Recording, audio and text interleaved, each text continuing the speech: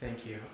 So I'm going to tell you about what we can do right now with fungal data with MobiDAC, but as was alluded to, we are as a community in a bit of flux still in terms of what are the agreed upon markers that really need to be collected. And this in part because fungal taxonomy is, in the molecular age, within the last, say, 10 years, has been improving the ability to identify all of these fungi and name them, but that also has meant unifying some of the classic work, which is the connecting the sexual and imperfect stages together in terms of names. And so there's been a lot of work that's taken a lot of people time to connect these different naming systems with using molecular data. And so really only like last year did the community actually agree that all fungi should have a single name and not two names. So this course makes it easier to teach introductory mycology to students who don't want to understand two sets of names, but it means that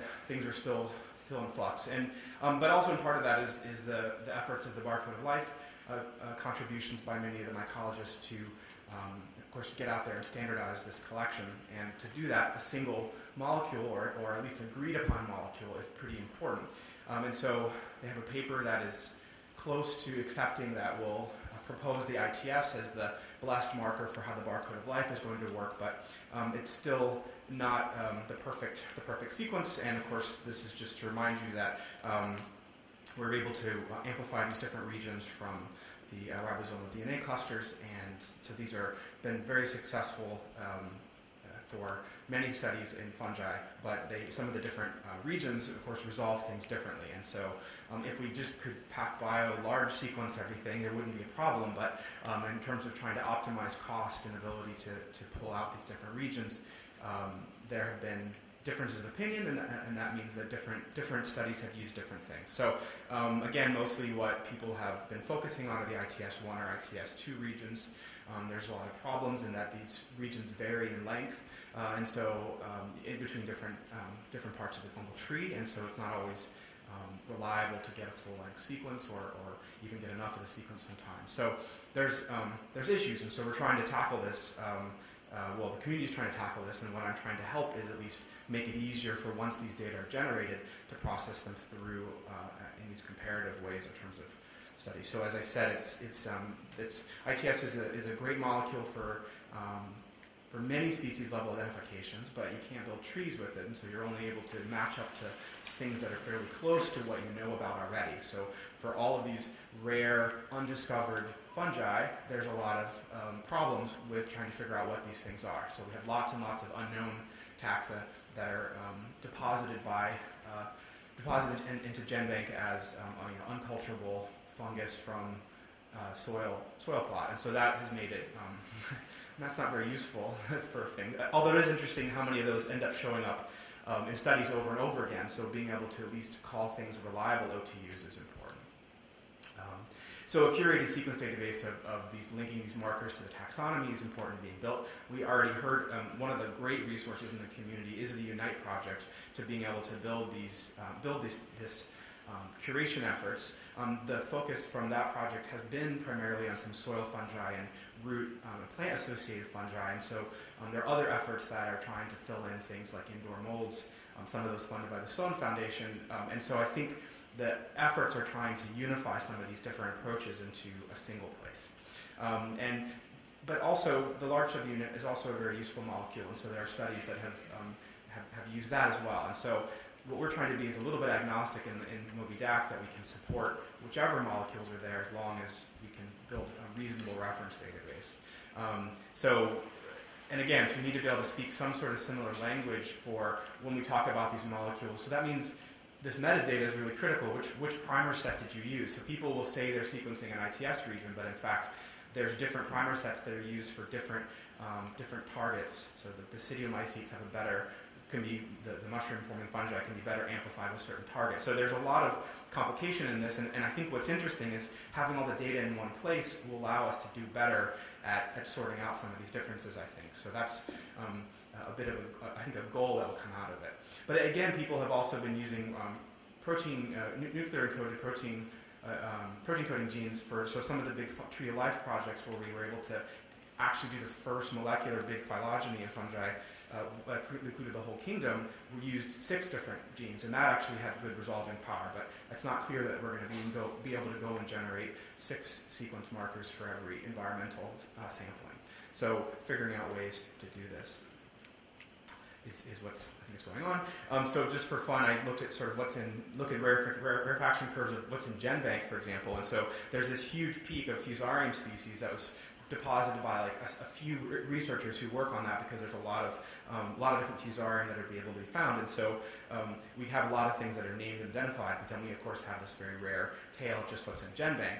But then what's really scary is if accidentally someone submits all of these sequences directly to the NR database, 1454 run completely dwarfed all of these, and they were all labeled as one group of fungi that are sort of rumen fungi, and they didn't have anything else associated with it. And so just not having a curated database to pull it out from really can wreak havoc. So this is just sort of a quick look at some of these things. And so again, as mentioned, the ITS database is a really important starting place for that.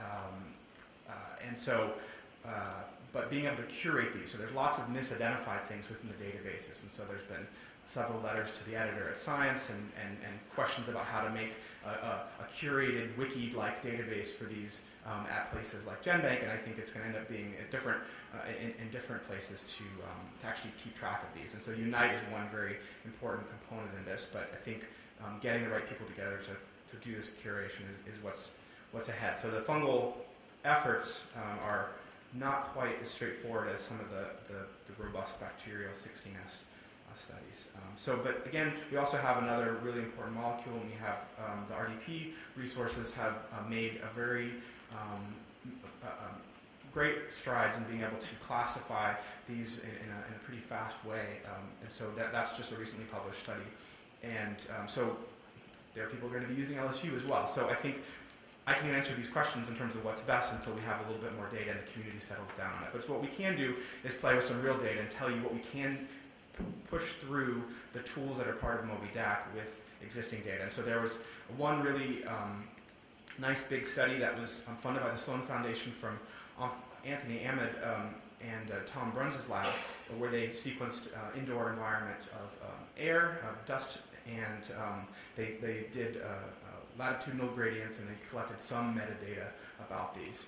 And so the interesting thing and the counterintuitive thing that they were able to find was that there was increasing diversity as you went up in latitude, which is not typically what you see in terms of species diversity. So that was what they were finding. And so this is like one graph of that. And so in terms of these different boxes are showing on the y-axis, you're seeing the different regions that were sampled, and on the x-axis you're able to see the different kinds of species groups that were identified, and so you can see more of these in the upper and lower latitudes. So one thing we can do is take Anthony's data and push it through the same systems that we have in MobyDAC and try to understand, do we get similar things? And so the first challenge was reading the paper and trying to figure out if we can match that metadata up to the metadata standards that are expected by the different tools, and the answer to that is no. So this is one of the issues that we know is going to have to happen, is making it really easy for the users. So I think my representation on part of this project is to represent the users, which is to say we've got to make it easier to be able to put this data into systems so that they don't get frustrated and give up. Because we did that several times, and I had to kind of get the whip out and remind myself and the student we've got to figure out how to make this work. So, but anyways, we use the Chime interface to be able to demultiplex the data. So we're able to take the metadata, demultiplex it, because there were several primer sets that were used, and then we're able to get out all of the different samples, and so you can see something like that here. Then I was able to take these data and send them to MGRAS and also to Advance and see what we get. And so when you saw pictures from before from Mitch in terms of what you get, but we're able to, say, identify 95% of these sequences show up in MGRAS, or because we were able to blast them against the database. We're using the Unite database right now as our current comparison. And so then you get these different comparisons of different level, either phyla or order level diversity. But I think and you can see rarefaction curves, so again, we're not necessarily saturated with one of these samples.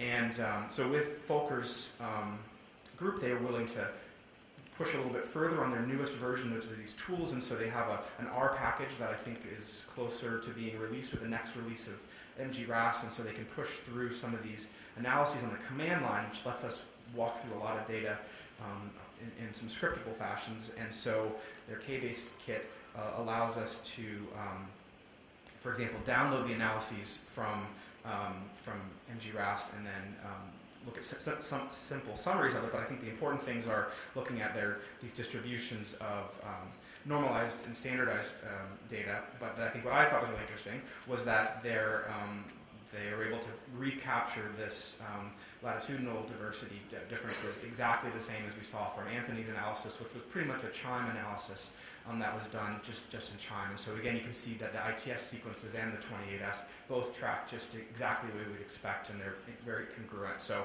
from the purposes of identifying if the diversity tracks the same, we get the same thing with both molecules. So that's reassuring. And we can recover the previous analyses. So you can get some other information out from these tools, and then you can also see how it tracks by country in terms of some of these different. So I think again, it's the same breakdown of the molecules on the left and the right there. So and then also by elevation of them. So again, these are just interesting things. Once you have the metadata, it's all part of the system, and it's easy to pull these things out. One other thing we've done with VAMP, so Mitch alluded to this, we were able to load the ITS database against into VAMPs, and we can do the first set of analyses, but it's not completely integrated into the system because we're still testing. But we do some leave one out cross-validation of a gold standard of a curated ITS database, and we can look and see how well this.